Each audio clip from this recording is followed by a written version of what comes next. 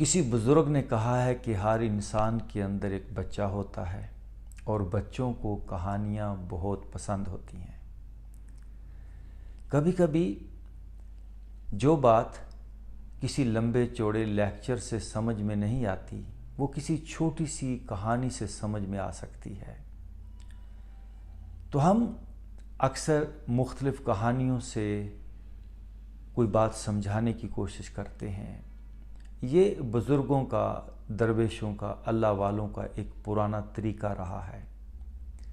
تو آج جو آپ سے میں کہانی شیئر کرنے جا رہا ہوں، یہ لارنس آف عریبیہ کی زندگی کا ایک واقعہ ہے۔ لارنس آف عریبیہ یہ وہ آدمی تھا جس نے عربوں کے ساتھ ایک لمبا وقت گزارا، بلکہ عرب کنٹریز کی جو موجودہ تقسیم ہے اس میں بھی اس بندے کا ایک خاص رول رہا ہے۔ یہ برٹش فوج کا آفیسر تھا، بلکہ برٹش فوج کا یہ ایک جاسوس تھا۔ تو ایک بار اس نے کچھ بدوؤں کو، ڈیزرٹ میں رہنے والے کچھ قبائلی لوگوں کو یہ پیرس لے کر گیا۔ پیرس میں کوئی میلہ لگا ہوا تھا، تو بدوؤں کو یہ وہاں پر لے کر گیا تاکہ ان کو دکھائے کہ یورپ کی زندگی کیسی ہے، وہاں کی رونق کیسی ہے، وہاں کی روشنیاں کیسی ہیں۔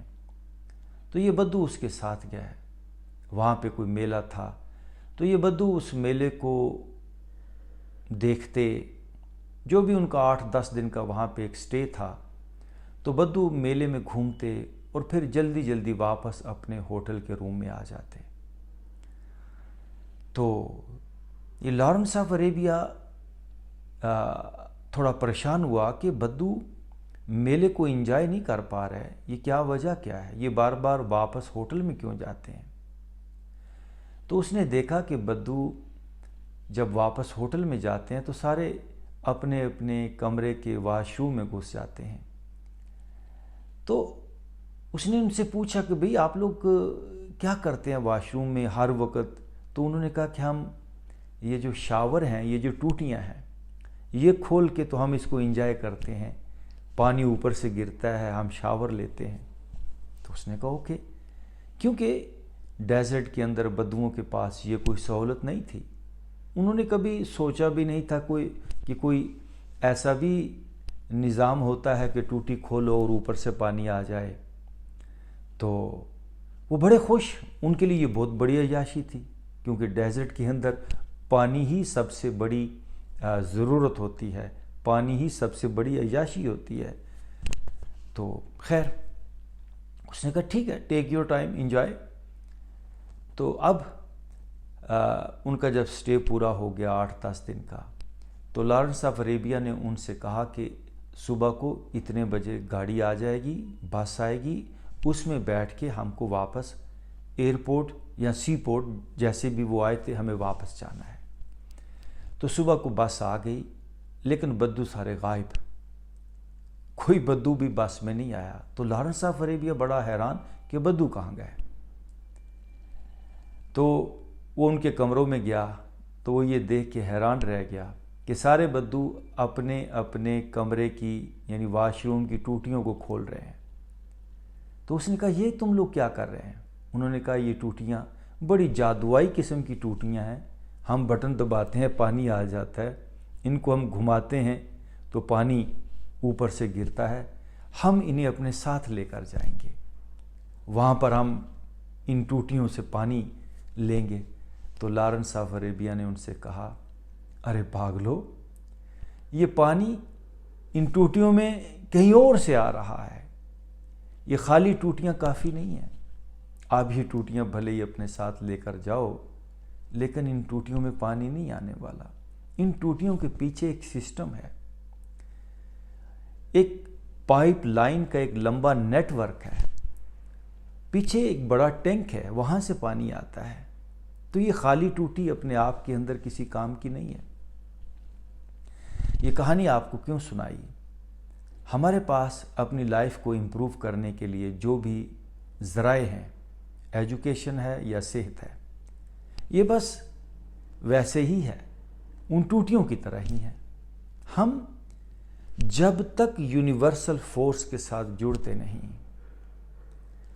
یہ ایجوکیشن یا یہ صحت کا نظام یا اور ہمارا جو بھی سوشل سیٹ اپ ہے، یہ ہمیں امپروو نہیں کر سکتا۔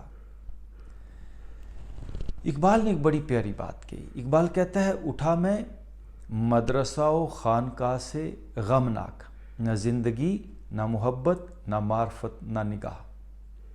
یعنی میں اپنی یونیورسٹیوں، اپنی خانقاہوں سے میں مایوس لوٹا ہوں، غمناک ہو گیا ہوں، کیونکہ یہاں پر نہ زندگی ملتی ہے، نہ محبت ملتی ہے، نہ معرفت نہ نگاہ۔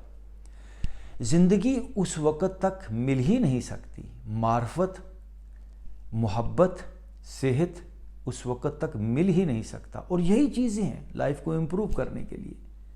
میموری سے، ڈیٹا کلیکشن سے لائف امپروو نہیں ہوتی۔ تو یہ محبت، یہ معرفت، یہ نگاہ، یہ صحت، یہ خوشی، یہ سیٹسفیکشن کہاں سے ملے؟ یہی تو زندگی کا مقصد ہے۔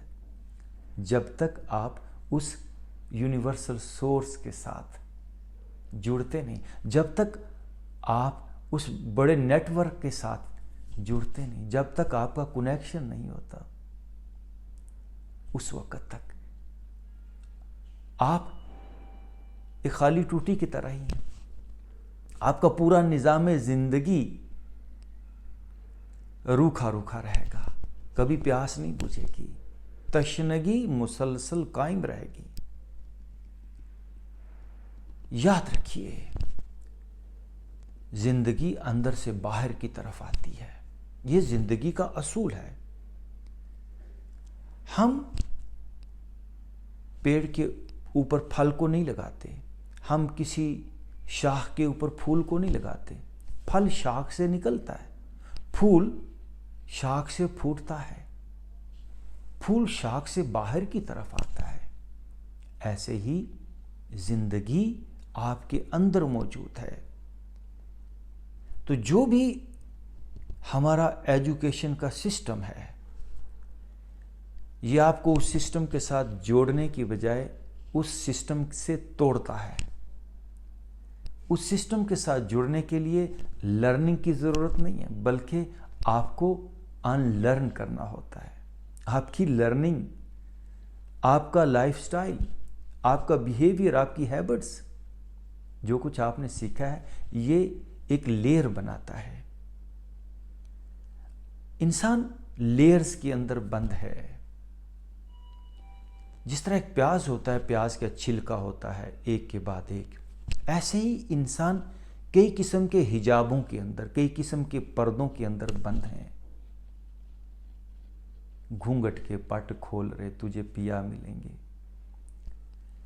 یہ گھونگٹ اتارنا ہوگا، ان لرن کرنا ہوگا، تبھی آپ اس یونیورسل سورس کے ساتھ جڑ پائیں گے۔ اے تن رب سچے دا حجرا وچ پا فقیرہ جھاتی ہو۔ تو جھاتی کیسے ڈلی جائے؟ کوئی شارٹ کٹ نہیں ہے۔